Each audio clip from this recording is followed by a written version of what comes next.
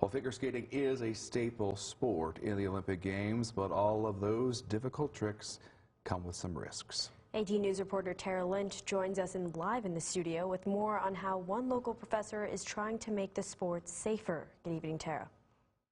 Zachariah, good evening. I always love watching the figure skating at the Olympics, but as with any sport, risk of injury is high, especially as those tricks become more difficult. Today I spoke with an Ithaca College professor about how smart blades could change the future of figure skating.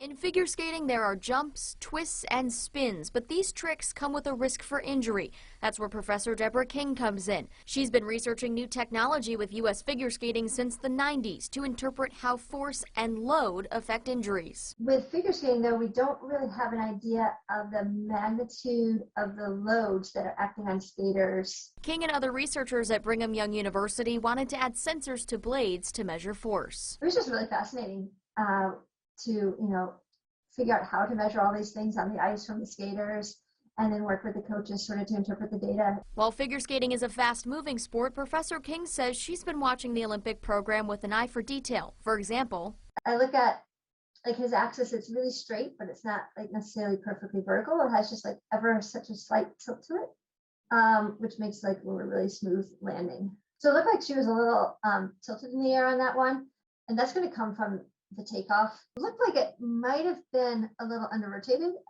because her foot sort of almost came to a stop when she landed. The sensors she is researching could help skaters and coaches better understand how force was loaded at takeoff and the impact at landing to ultimately make the sport safer. With the loading going up the body is going to be from the foot up to the ankle, to the knee and up to the hip, and all those joints is where you see a lot of overuse injuries in skaters. Professor King says the next step in her research is testing out the blades in a non-lab setting, but of course all of this will be on display tonight in the Women's Short program right here on WETM. For now, live in studio, Tara Lynch, 18 News.